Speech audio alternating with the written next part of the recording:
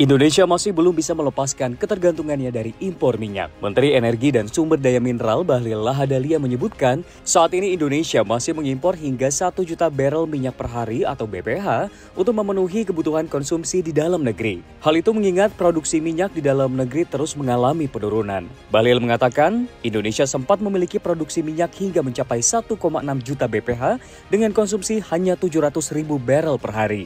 Bahlil bahkan membeberkan Indonesia hingga saat ini juga terhitung masih banyak mengimpor sumber energi lainnya seperti liquefied petroleum gas atau LPG. Maklum, konsumsi LPG di Indonesia mencapai 7 juta ton dengan kemampuan produksi dalam negeri hanya 1,9 juta ton. Kedepan, ada sejumlah pendekatan untuk meningkatkan lifting minyak. Pertama, melakukan eksplorasi terhadap potensi sumur-sumur minyak baru. Kedua, melakukan optimalisasi terhadap sumur-sumur minyak yang ada. Dan ketiga, melakukan identifikasi untuk mengoptimalkan sumur-sumur ideal yang masih produktif.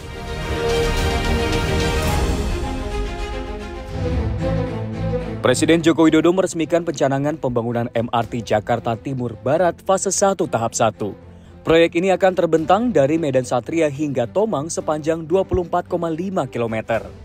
Presiden Jokowi menyebutkan jika hingga saat ini MRT telah mengangkut 120 juta penumpang dan hal ini menurutnya mengubah wajah Jakarta menjadi kota global. Untuk itu, jangkauan MRT perlu diperluas dan diperlebar. Khusus fase 1 tahap 1 dari Medan Satria ke Tomang, PJ Gubernur Jakarta Heru Budi Hartono mengatakan akan dilalui 21 stasiun. Ada yang bentuknya layang maupun yang di bawah tanah, beberapa di antaranya ialah Medan Satria, Ujung Menteng, Pulau Gebang, Cakung Barat, Cempaka Baru, Galur, Kuitang, Senen, Kebon Sirih, hingga Grogol serta Tomang.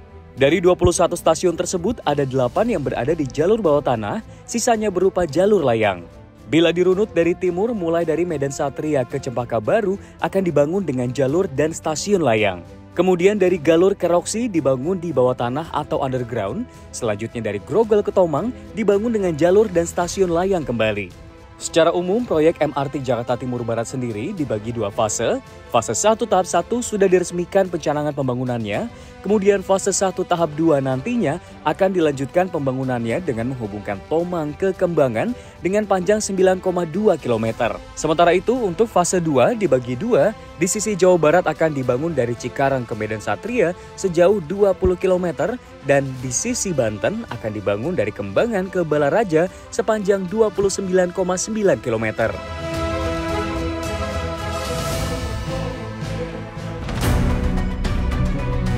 Investasi data center di Indonesia saat ini jauh tertinggal dari Malaysia. Perusahaan teknologi seperti TikTok dan Google memilih menempatkan data di Malaysia meskipun Indonesia adalah pasar utama mereka.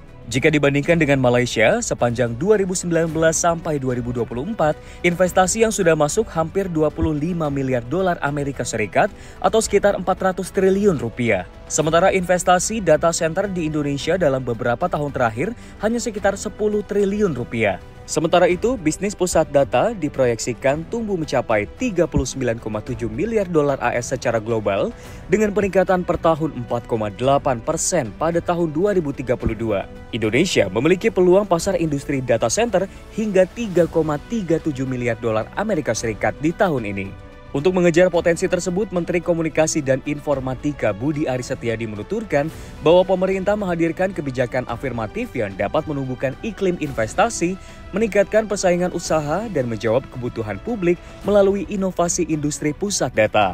Selain peluang ekonomi, lokasi Indonesia yang strategis berada di pusat persimpangan jalur komunikasi global memungkinkan untuk mengambil peran sebagai hub, baik regional maupun internasional. Berbicara soal tantangan, Menkominfo Budi Aris Setiadi mengatakan kebutuhan talenta digital yang mumpuni, ancaman cyber yang semakin kompleks dan canggih menjadi 2 tantangan utama untuk industri data center.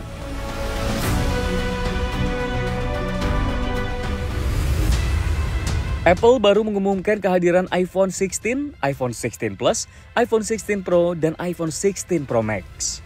Setelah peluncuran seri iPhone baru, Apple seperti tahun-tahun sebelumnya akan menghentikan beberapa produksi model lama. Ada 3 varian iPhone lawas yang dihentikan produksinya, yaitu iPhone 13, iPhone 15 Pro, dan iPhone 15 Pro Max. Ketiganya sudah tidak dijual lagi di toko resmi dan toko online Apple. Konsumen mungkin masih bisa mendapatkannya melalui toko retail jika persediaan masih ada. iPhone 13 merupakan varian iPhone paling tua yang ada saat ini. iPhone 13 merupakan perangkat yang menandai tonggak penting bagi jajaran ponsel raksasa teknologi yang berbasis di Cupertino itu. Pasalnya iPhone 13 adalah model terakhir yang menyertakan SIM fisik. Kini, satu-satunya pilihan layar kecil Apple adalah iPhone SE dengan layar 4,7 inci, sementara iPhone 15 Pro dan 15 Pro Max tergolong masih baru diluncurkan pada tahun lalu. Seri tersebut dilaporkan menjadi satu-satunya iPhone yang saat ini mampu mendukung fitur Apple Intelligence. Artinya, konsumen harus membeli seri iPhone 16 baru untuk bisa menjajal fitur AI terbaru perusahaan.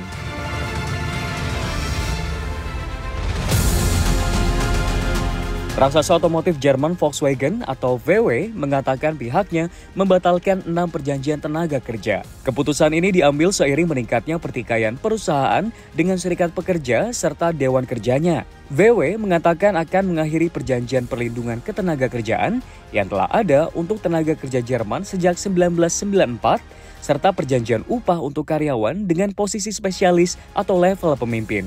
Perusahaan itu juga mengatakan pihaknya membatalkan perjanjian untuk pekerja sementara dengan menyelesaikan proses magang.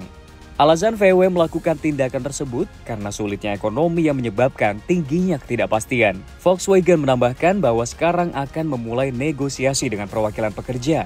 Merespon keputusan ini, Thorsten Groger, negosiator utama di Serikat Pekerja IG Metall, mengatakan bahwa akan ada keberatan terhadap akhir perjanjian perlindungan kerja, khususnya pada potensi penutupan pabrik.